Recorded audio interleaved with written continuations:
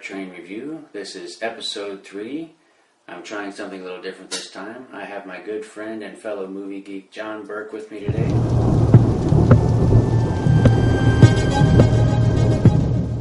There are some movies you watch in life and you forget about, and there's some movies that you watch and you quote for the rest of your life. Indeed! Indeed. Seen the film a lot before we met, but when we did see it again tonight, there's some things we didn't notice. Blu-ray, because of Blu-ray is so freaking awesome, you can actually see some details. The plot to this movie is kinda all over the place. Starts off, we meet truck driver Jack Burton. He's a tough guy, tough talking. He's on a CB who goes to meet his good friend. Gets caught up in this supernatural tailspin revolving a 2,000-year-old Chinese. Exactly, yeah. So, the box will tell you what the movie's about, but even if you step in, you still don't know what the hell's going on. Jack Burton, played by Kurt Russell. Jack Burton. Yeah, he's got a sweet mullet. Very 80s. When you first see him, you got this really pretty shot of a truck pulling up in the rain. It's like, what's going on here? And then you got this guy, he's driving in like a torrential downpour. He's eating a sandwich. He's got like a Harley Davidson hat and black sunglasses on, driving 90 miles an hour in the rain. So you know that this guy is not exactly your typical action hero, perhaps. He's making a load off in San Francisco's Chinatown. He meets up with his good friend, Wang Chi. And they play a game of Heaven and Earth, which is an old Chinese kind of poker game, I'm assuming. And apparently Jack Burton knows how to play the game. Kurt Russell was never the main character in this movie. No, he was not. He was a sidekick. Right. A lot of people, don't get that. Yeah. He was not the main character in the movie. He is just this oblivious character that gets thrown into this situation. Yeah. And just regular guys, really. Yeah. Anyway, Wang Chi, like many men, has a woman that he's wanting to marry. He's bringing her all the way from the homeland, China. So the movie cuts to where they go to the airport to pick her up, and then that's kind of where the story takes its huge dramatic turn. They get in a scuffle with a local gang, the Lords of Death. The sunglasses that these guys wear. The sunglasses are amazing. Awesome. Amazing. I was joking around when we were watching it. It's like they're like a Depeche Mode cover band or something. But anyway, the Lords of Death, they kidnap Wang Chi's girlfriend, Mao Yin, who has green eyes. Which is very rare. Which is very rare for Very Asian rare. But I've always wondered if that's actually true or not. I don't know. I would have to research that. When this happens, this is where, the big action starts. They chase the Lords of Death down to an alleyway, an alleyway of some sort. Like one of the bad guys is Aki Aliong. Dude is like always playing a bad Asian guy. He was the Genghis Khan from Genghis Khan from Bill and Ted's Excellent Adventure. That's how I always know him. I always picture him ravishing a mall. But you get to this standoff point where Wang Chi and Jack Burton are just kind of thrown in the middle of it in his truck, and here's Jack Burton holding his knife. All of a sudden, this ball of green flames come up, and these 3 anonymous beings show up. Yeah. All looking like Raiden from Mortal Kombat, wearing these like lampshade hats. This is the first appearance of Raiden. The whole film, I was waiting for, a guy to say fatality. Oh man, round one. Fantasy elements. People that can fly, people that can disappear. A lot of martial arts in the film, and that's one of the things that's very interesting. I'm gonna just jump right ahead. A lot of people have seen this film, so if you're watching this review, then you're probably a fan of the film. Somebody who has never seen the movie is probably not going to see the movie because of our review. Of course. So I'm just going to skip ahead and say, Jack basically saves the day. He's kind of a John Wayne character thrown into an Asian film. It's funny, you can tell that the director, John Carpenter, is a big fan of kung fu films. And again, as I said in my last episode, John Carpenter movies were ahead of their time. For 1986, a mainstream American film, to have martial arts and comedy mixed together with high fantasy, it was very, very... It wasn't really happening then. And to be honest, it hurt the film. The film did not do well at all when it first came out. Again, like The Thing and some other films, Blade Runner, they got their audience on cable and home video, and the cult status grew. I think one of the most interesting things I read somewhere was that they actually talked about it was going to be a different type of movie at first. It was going to be like a cowboy gets caught up in this black magic in the Old West, which I think would have been awesome. You know, mixing science fiction and fantasy with a little bit of Old West. That's probably what they were trying to originally do. And then I guess, you know, I think they talk about this in the commentary. I guess they couldn't do that because it was too expensive, you know. They didn't waste the money on this film, though. I mean, the sets are great, the costumes are great, the fight choreography is wonderful. Dennis Dunn, there's a lot of homage to Bruce Lee in that movie. I mean, sometimes he'll kick somebody and he'll pose just like Bruce Lee. I mean, it's really cool. And it's just a fun kind of movie. You know, and that's the big thing about Big Trouble in Little China is it's an all-around fun movie, fun action movie. You know, you got great martial arts action. You got great special effects. The monster effects in Big Trouble in Little China is questionable. It's very 80s. Very 80s. Yeah. So this was before CGI. Yeah. But, you know, one of the Lampshade Warriors, Lightning, the effects that he has on him with the lightning optics and things like that, it looks awesome. I still think it was cool. You know, when I was a kid watching this, I was like, you know, in awe of that. And I think most of the flaws are that it had a couple of genres, you know, kind of crammed together. There were some things that I had problems with, you know, and watching it as an adult now, I was like, oh yeah, I didn't think about that, you know. Some of the acting is a little, I don't know what her name is, but the red-haired reporter girl. Oh, who cares what her name is? I can't really, stand her. Who gives a crap what her name is? Yeah, she just, like, every time she talks, it's like her acting just feels very... She kind of felt like a warm body, just, you know, beyond... Her character was absolutely useless. I was more concerned about Kim Cattrall. Yeah, Kim Cattrall. Than her, to be honest. I had the hugest crush on that girl. I still do. I mean, she's, you know, obviously Sex and the City. She's still smoking hot. She was really cute in that film. Just the way that she completely...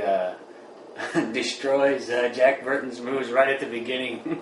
He walks up to her in the airport and he's like, did you ever consider it? She's like, no, when I was working in air condition, it's Miller time. Can I ask you a serious question? Yeah, it's just, I love that.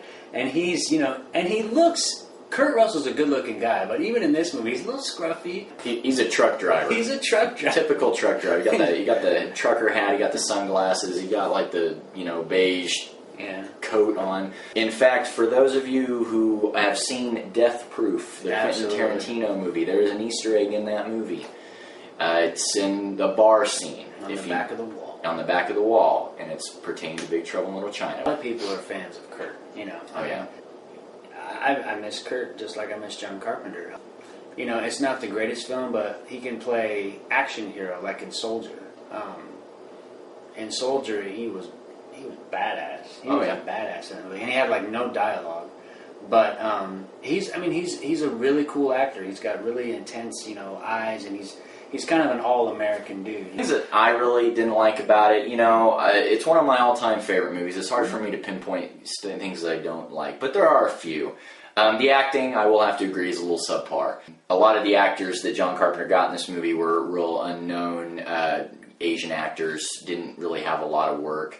And that definitely does show in the movie. You know, what I call 80s cheese is all over this movie. Yeah. It is melted all over this movie. Yeah. I mean, it is pure 80s cheese. And a part of me does like that. I'm a huge fan of cheesy, low-budget 80s movies, but sometimes, you know, it gets a bit much. And this movie does get a bit much. Some would say that he is the Western interpretation of the movie. You know, and there's the restaurant scene where they're talking and his uncle said something like, you know, there's a dream, you know, he becomes a dream, and then what? Jack Burton goes, what? And, you know, I think even the audience was kind of like, what? And that's the thing. There are a lot of scenes in this movie where there's the dialogue where the characters are explaining kind of what's going on. Where you still don't know. You're like, what the hell are they talking about? Like, we were watching it just now, and I'm seriously laughing. And Jason's just like, what the hell are you laughing at? I'm like, it makes no sense what they're talking about, you know. The horn butts against the edge, gets untangled. Yeah, exactly. You know? Maybe somebody who grew up with the culture and everything that John was pulling, you know, his ideas from, could explain it better, or if we could just, grab John one day. Mr. Carpenter, what the hell was going on in Big Trouble in Little China? If only, right? Yeah. So, but I mean, yeah, that's one of the flaws of the film. The plot is it's just too hard to condense into one film, You got martial arts, you got fantasy, you got magic. sorcery, you got magic, you got slapstick. You got slapstick comedy. Slapstick comedy going on, yeah. They go to the wedding and he's like, "Look out, guys!" He shoots the gun and boom, he gets knocked out. And they're all going to fight and he's just like, passed out. There's a scene where he's fighting, getting ready to get in a fight. Wang Chi opens up a 5-gallon bucket of whoop ass on all the guys. And he throws his knife and he's like, "Oh, I gotta get the knife." He comes back and he's and there's nobody there. It is a fun film. It's fun, yeah. That's what it's supposed to be. It's a fun, action-packed film, and it has stood the test of time. The video market. On the video market and underground, it has really got its fan base.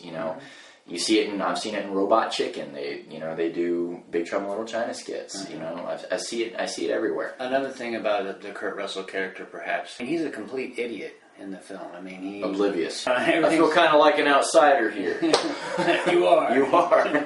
And he is. I mean, he really is. He's an outsider, and as a character, he's fun because he's funny. He's fun because he is a complete idiot. But modern films that have an action hero, the action hero always has to be so cool, and he has to say the right things.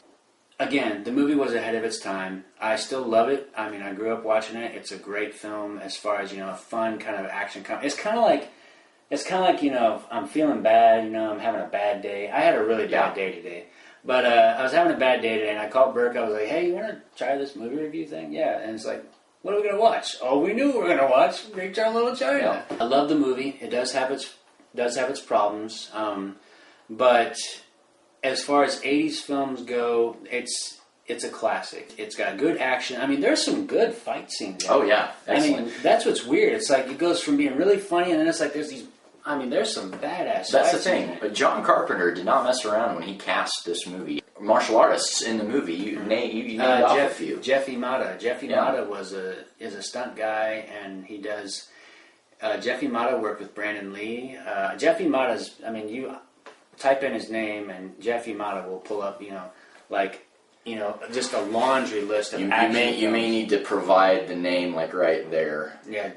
Jeff Imada. Jeff Imada. The guy who played Genghis Khan, the Bill and Ted. He's been in a ton of... He was in Lethal Weapon, wasn't he? Yes, he was. Yeah. He was the torturer in Lethal Weapon, yeah. He was in a Die Hard.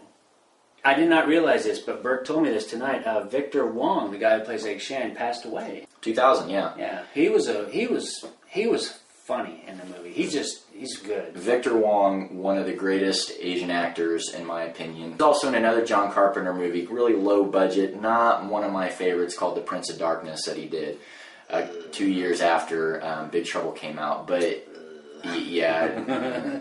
Watch They Live came out around the same time. Watch that one. Rowdy. One of the other interesting performances in that film is James Hong, the man who plays Lo Pan. That guy...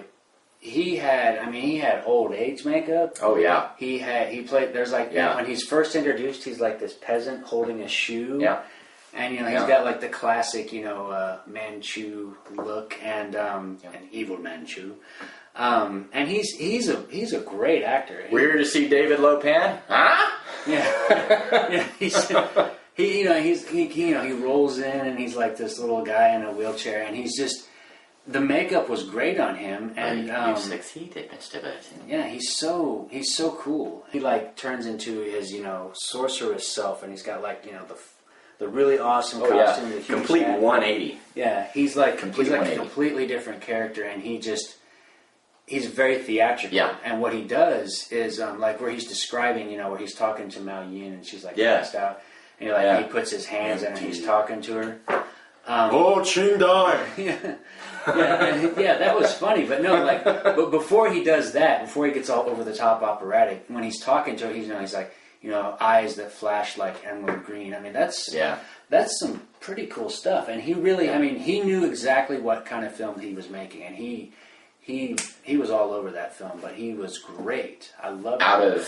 Out of all of the actors in it, he he had that role. He was in it. Yeah. Like he wasn't just playing the role. He was Lopan. That for him was probably a dream part, because favorite film of all time is Blade Runner, and he's in that, but he's in it for a very, very small time, and it's like that's kind of that typecast thing. It's like, well, we need a funny scientist guy. Oh, let's get this Asian dude to do it, and he rolls in, he does his part, and boom, he's dead, right?